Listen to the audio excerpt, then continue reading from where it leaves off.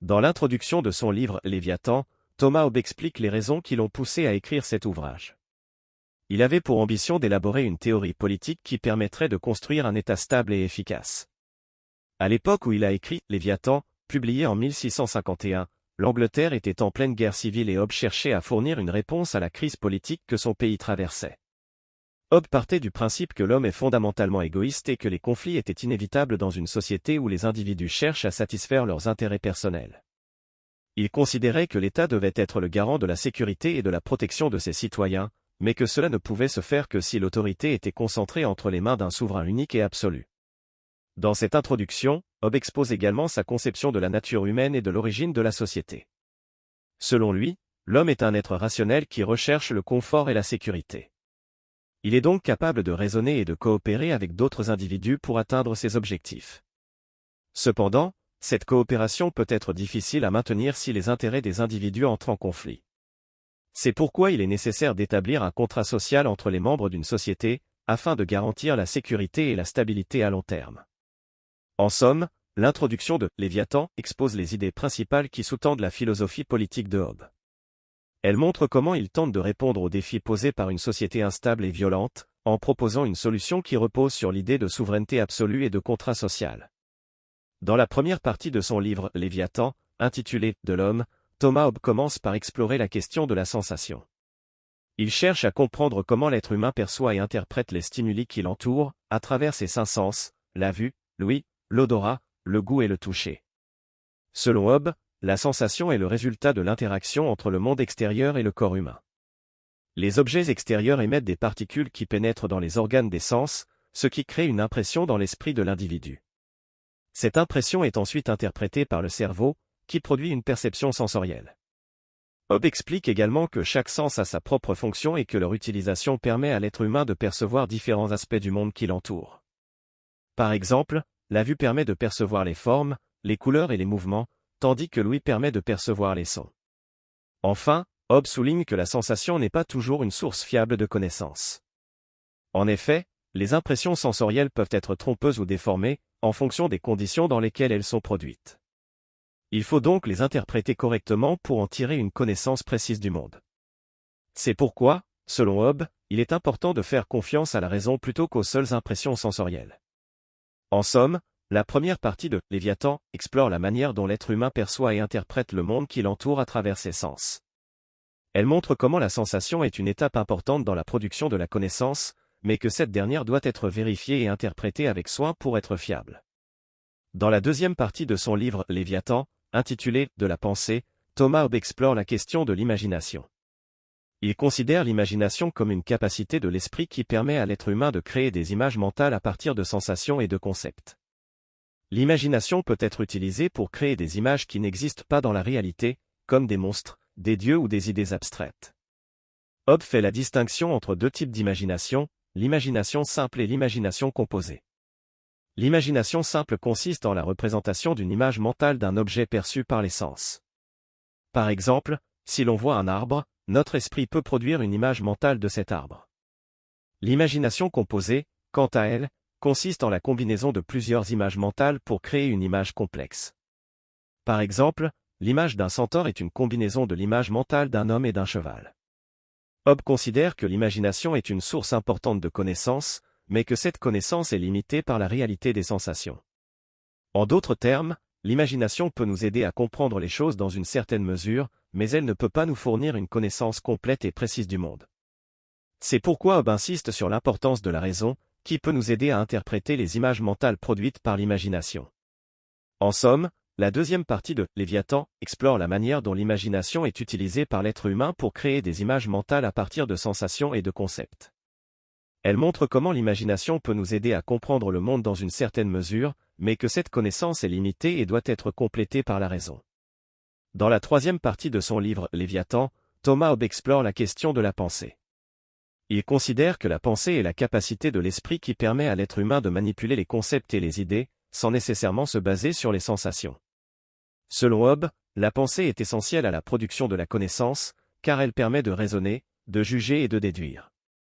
Hobbes considère que la pensée est constituée de deux types de raisonnement, le raisonnement déductif et le raisonnement inductif. Le raisonnement déductif consiste à partir de propositions générales pour arriver à des conclusions particulières. Par exemple, si l'on sait que tous les hommes sont mortels et que Socrate est un homme, on peut déduire que Socrate est mortel. Le raisonnement inductif, quant à lui, consiste à partir d'observations particulières pour arriver à des conclusions générales. Par exemple, si l'on observe que tous les signes que l'on a rencontrés sont blancs, on peut en déduire que tous les signes sont blancs. Hobbes considère également que la pensée est la source de l'ensemble des idées et des concepts que nous utilisons pour comprendre le monde. Il distingue deux types d'idées, les idées simples et les idées composées. Les idées simples sont des concepts élémentaires qui ne peuvent pas être décomposés en éléments plus simples, comme les couleurs ou les formes. Les idées composées, quant à elles, sont des concepts plus complexes qui sont formés à partir de la combinaison d'idées simples, comme les objets ou les événements. Enfin, Hobbes considère que la pensée peut être trompeuse, car elle est influencée par nos préjugés, nos émotions et nos désirs. C'est pourquoi il insiste sur l'importance de la raison pour interpréter correctement les idées et les concepts produits par la pensée. En somme, la troisième partie de Léviathan explore la manière dont la pensée est utilisée par l'être humain pour manipuler les concepts et les idées, et comment elle est essentielle à la production de la connaissance. Elle montre comment la pensée peut être trompeuse et doit être complétée par la raison pour être fiable. Dans la quatrième et dernière partie de son livre Léviathan, Thomas Hobbes explore la question du discours, c'est-à-dire la manière dont les êtres humains communiquent entre eux. Selon Hobbes, le discours est essentiel à la vie sociale, car il permet de transmettre des idées et des informations, de convaincre et de persuader. Hobbes considère que le discours est composé de deux éléments, les mots et les propositions. Les mots sont des signes utilisés pour représenter des idées et des concepts, tandis que les propositions sont des énoncés qui attribuent des caractéristiques à des objets ou des événements. Hobbes soutient que les mots et les propositions sont des conventions sociales, c'est-à-dire des accords tacites entre les êtres humains pour attribuer un sens commun aux signes linguistiques. Hobbes considère également que le discours peut être trompeur, car les mots et les propositions peuvent être utilisés pour mentir ou tromper. C'est pourquoi il insiste sur l'importance de la vérité dans le discours, et sur la nécessité de distinguer entre les propositions vraies et fausses. Pour Hobbes, la vérité est une question de correspondance entre les propositions et la réalité, et la raison est l'outil qui permet de distinguer les propositions vraies des propositions fausses. Enfin, Hobbes explore la question de l'autorité du discours, c'est-à-dire la manière dont les êtres humains accordent du crédit aux propositions énoncées par les autres. Il soutient que l'autorité du discours dépend de la crédibilité de celui qui parle, de sa réputation, de son statut social, de sa compétence et de sa cohérence avec les connaissances antérieures. En somme, la quatrième partie de Léviathan explore la manière dont les êtres humains communiquent entre eux à travers le discours. Elle montre comment les mots et les propositions sont des conventions sociales qui permettent la communication, et comment la vérité est essentielle pour assurer la fiabilité du discours. Elle montre également comment l'autorité du discours dépend de différents facteurs, et comment le discours peut être utilisé pour persuader ou tromper. La troisième partie de Léviathan, de Thomas Hobbes, porte sur la question de la personne de l'État. Pour Hobbes, l'État est un être fictif créé par les êtres humains pour garantir leur sécurité et leur bien-être. Il affirme que l'État est composé d'une personne morale, qui est distincte des personnes physiques qui le composent, comme le roi, les membres du gouvernement ou les citoyens. Hobbes explique que la personne de l'État est créée par un contrat social entre les citoyens. Ce contrat consiste en un transfert de pouvoir des individus à l'État, qui devient ainsi le garant de la sécurité et de la paix civile. En échange, les citoyens doivent obéissance à l'État et renoncer à leur droit naturel de se faire justice eux-mêmes. Pour Hobbes, la personne de l'État est souveraine et indivisible. Elle dispose du pouvoir absolu de décider de ce qui est juste et de ce qui est injuste, et elle ne peut être divisée ou remise en cause. C'est pourquoi Hobbes affirme que l'État doit être autoritaire et centralisé, afin d'assurer sa stabilité et son efficacité. Hobbes développe également l'idée que la personne de l'État est neutre et impersonnelle. Elle ne favorise aucun individu en particulier, mais se préoccupe du bien commun de tous les citoyens. Ainsi, l'État doit agir selon des principes rationnels et impartiaux, et ne pas céder aux pressions ou aux influences extérieures. Enfin, Hobbes souligne l'importance de la souveraineté de l'État dans le maintien de la paix et de la sécurité. Pour lui, la guerre est un état naturel des relations entre les êtres humains, qui ne peuvent être pacifiés que par la force de l'État. C'est pourquoi l'État doit être en mesure d'utiliser la force pour maintenir l'ordre et garantir la sécurité de ses citoyens. En somme, la troisième partie de Léviathan de Thomas Hobbes développe une vision de l'État comme une personne fictive, souveraine et indivisible, qui est créée par les citoyens pour garantir leur sécurité et leur bien-être. Cette vision justifie l'autorité absolue de l'État et son rôle central dans le maintien de la paix et de la sécurité. Dans la quatrième et dernière partie de Léviathan, intitulée « Du souverain », Thomas Hobbes développe l'idée de souveraineté absolue de l'État. Selon Hobbes, le souverain est la personne qui exerce le pouvoir suprême dans l'État, et qui est responsable de la sécurité et du bien-être de tous les citoyens. Pour Hobbes, le souverain est un monarque absolu, qui dispose d'un pouvoir illimité sur l'ensemble de la société. Ce pouvoir est légitime car il est issu du contrat social passé entre les citoyens et l'État. En échange de leur sécurité, les citoyens ont renoncé à leur liberté naturelle, et ont confié leur pouvoir à un souverain qui agit en leur nom. Hobbes soutient que le souverain a le droit de gouverner de manière autoritaire et centralisée, et qu'il doit être obéi sans condition par les citoyens. En effet, il considère que la désobéissance civile est une menace pour la sécurité et la paix civile, et que toute opposition au souverain doit être réprimée de manière sévère. Cependant, Hobbes souligne également que le pouvoir absolu du souverain doit être exercé dans l'intérêt du bien commun, et non dans celui de son propre intérêt. Le souverain doit agir de manière rationnelle et impartiale, en se souciant de la sécurité et du bien-être de l'ensemble de la société, et non de son propre profit ou de sa propre gloire. Hobbes insiste également sur l'idée que le souverain est le garant ultime de la sécurité et de la paix civile. En cas de conflit ou de guerre, il doit prendre toutes les mesures nécessaires pour protéger ses citoyens et maintenir l'ordre public. Pour Hobbes, la souveraineté absolue du souverain est donc un élément crucial de la stabilité et de la sécurité de l'État. En somme, la quatrième partie de Léviathan de Thomas Hobbes développe une vision du souverain comme un monarque absolu, qui exerce un pouvoir illimité sur l'ensemble de la société. Cette vision justifie l'autorité absolue du souverain et son rôle central dans le maintien de la sécurité et de la paix civile. Cependant, elle souligne également l'importance de l'impartialité et de la rationalité du souverain, ainsi que son devoir de protéger l'intérêt général de la société. Dans la quatrième partie de son œuvre majeure, Léviathan, Thomas Hobbes présente les éléments qui constituent le souverain d'un État. Selon Hobbes, le souverain est la personne qui exerce le pouvoir suprême dans l'État, et qui est responsable de la sécurité et du bien-être de tous les citoyens. Les éléments du souverain sont les suivants. La personne du souverain. Selon Hobbes, le souverain peut être une personne ou un groupe de personnes qui ont reçu le pouvoir suprême de l'État. Cette personne doit être un monarque absolu, c'est-à-dire qu'elle doit être investie d'un pouvoir illimité sur l'ensemble de la société. La puissance souveraine. Hobbes considère que le souverain doit disposer d'une autorité absolue, qui lui permet de prendre toutes les décisions nécessaires pour maintenir la paix et la sécurité de l'État.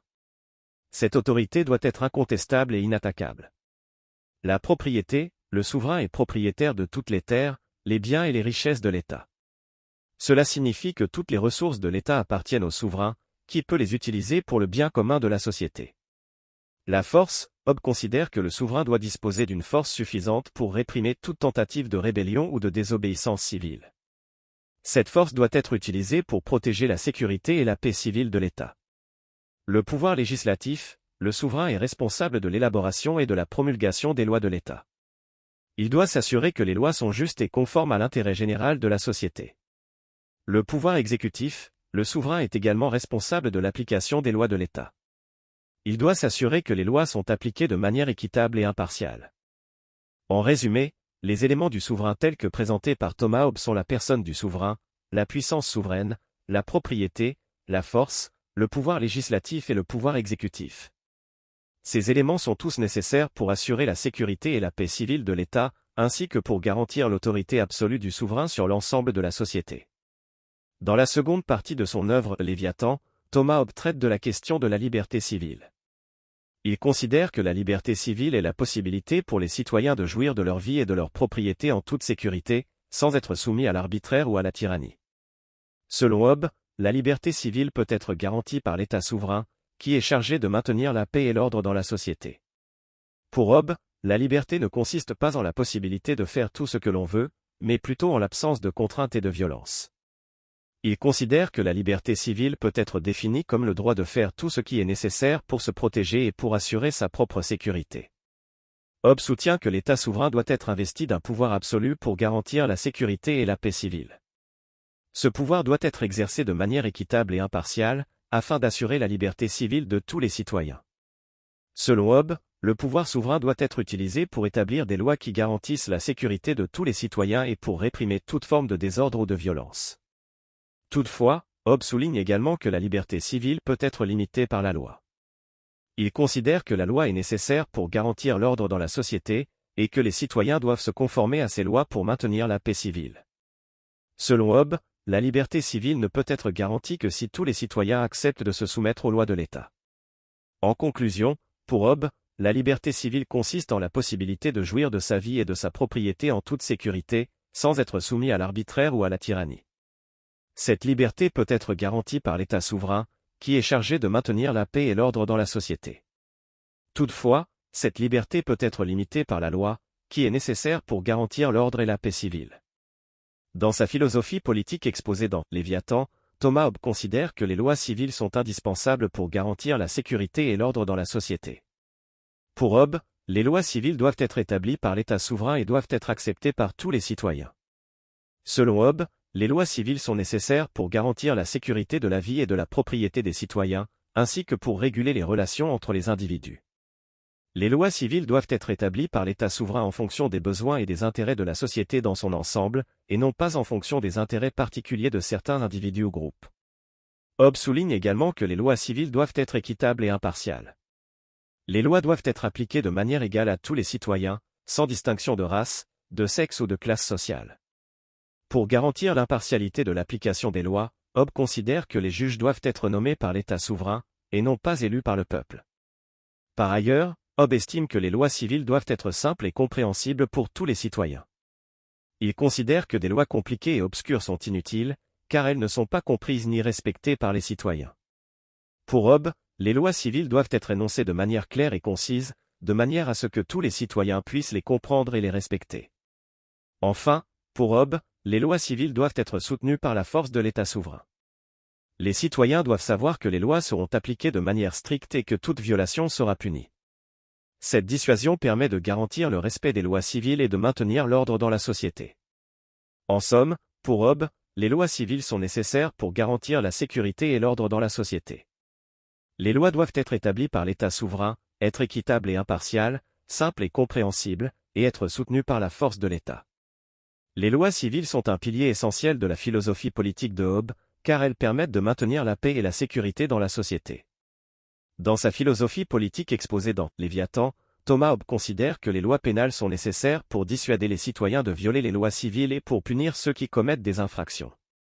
Selon Hobbes, les lois pénales doivent être établies par l'État souverain pour garantir l'ordre et la sécurité dans la société. Hobbes souligne que les lois pénales doivent être claires et simples pour que tous les citoyens puissent les comprendre et les respecter. Il considère que des lois pénales compliquées et obscures sont inutiles, car elles ne sont pas comprises ni respectées par les citoyens. Pour Hobbes, les lois pénales doivent être énoncées de manière claire et concise, de manière à ce que tous les citoyens puissent les comprendre et les respecter.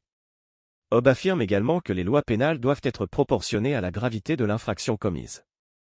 Les peines doivent être suffisamment sévères pour dissuader les citoyens de violer les lois civiles, mais pas excessives au point de violer les droits et la dignité des citoyens. Selon Hobbes, les peines doivent être déterminées par l'État souverain en fonction de la gravité de l'infraction et de la nécessité de dissuader les citoyens de commettre des actes illégaux. Par ailleurs, Hobbes considère que les lois pénales doivent être appliquées de manière équitable et impartiale. Les lois doivent être appliquées de manière égale à tous les citoyens, sans distinction de race, de sexe ou de classe sociale. Pour garantir l'impartialité de l'application des lois, Hobbes considère que les juges doivent être nommés par l'État souverain, et non pas élus par le peuple. Enfin, pour Hobbes, les lois pénales doivent être soutenues par la force de l'État souverain. Les citoyens doivent savoir que les lois seront appliquées de manière stricte et que toute violation sera punie. Cette dissuasion permet de garantir le respect des lois pénales et de maintenir l'ordre dans la société. En somme, pour Hobbes, les lois pénales sont nécessaires pour dissuader les citoyens de violer les lois civiles et pour punir ceux qui commettent des infractions. Les lois pénales doivent être claires et simples, proportionnées à la gravité de l'infraction, équitables et impartiales, et soutenues par la force de l'État. Les lois pénales sont un pilier essentiel de la philosophie politique de Hobbes, car elles permettent de maintenir la paix et la sécurité dans la société.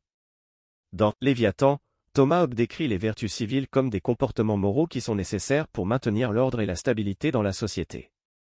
Les vertus civiles sont des qualités que les citoyens doivent cultiver pour vivre en paix les uns avec les autres et pour respecter les lois civiles établies par l'État souverain. Hobbes considère que les vertus civiles sont essentielles pour la survie de l'État souverain, car sans elles, la société serait plongée dans l'anarchie et le chaos. Les vertus civiles sont les qualités qui permettent aux citoyens de coexister pacifiquement et de respecter les lois établies par l'État souverain. Les vertus civiles comprennent, entre autres, la loyauté envers l'État. Les citoyens doivent être fidèles à l'État souverain et respecter ses lois. La loyauté envers l'État est essentielle pour maintenir l'ordre et la stabilité dans la société. Le respect des autres. Les citoyens doivent respecter les droits et la dignité des autres. Ils doivent éviter de causer du tort aux autres et doivent traiter les autres avec respect et courtoisie. La générosité. Les citoyens doivent être généreux envers les autres. Ils doivent être prêts à partager ce qu'ils ont avec les autres et à aider ceux qui sont dans le besoin. La modération. Les citoyens doivent être modérés dans leurs actions et leurs paroles. Ils ne doivent pas être trop impulsifs ou égoïstes, mais plutôt agir de manière raisonnée et réfléchie. La tolérance. Les citoyens doivent être tolérants envers les opinions et les croyances des autres. Ils ne doivent pas chercher à imposer leurs propres convictions aux autres, mais plutôt respecter la diversité des opinions et des croyances dans la société. Selon Hobbes, les vertus civiles sont nécessaires pour maintenir la paix et la stabilité dans la société. Les citoyens doivent cultiver ces vertus pour respecter les lois civiles et pour vivre pacifiquement avec les autres. Les vertus civiles sont donc un élément crucial de la philosophie politique de Hobbes, car elles permettent de maintenir l'ordre et la stabilité dans la société. Dans Léviathan, Thomas Hobbes explique que les récompenses et les peines sont des moyens importants pour inciter les citoyens à respecter les lois civiles et les vertus civiles. Selon Hobbes, l'État souverain a le pouvoir de punir ceux qui enfreignent les lois civiles, mais il a également le pouvoir de récompenser ceux qui agissent conformément à ces lois. Hobbes considère que les récompenses et les peines sont des outils efficaces pour modeler le comportement des citoyens. Les récompenses peuvent être utilisées pour encourager les citoyens à agir de manière vertueuse, tandis que les peines peuvent être utilisées pour dissuader les citoyens de violer les lois civiles ou de se comporter de manière immorale. Hobbes distingue deux types de peines, les peines naturelles et les peines civiles. Les peines naturelles sont celles qui découlent directement de l'action elle-même. Par exemple, si quelqu'un touche une flamme, il subira une brûlure. Les peines civiles, en revanche, sont des peines infligées par l'État souverain en réponse à une infraction. Ces peines peuvent inclure des amendes, des peines de prison, des travaux d'intérêt général, voire même la peine de mort dans les cas les plus graves. En ce qui concerne les récompenses, Hobbes affirme que l'État souverain peut récompenser les citoyens qui respectent les lois civiles et les vertus civiles.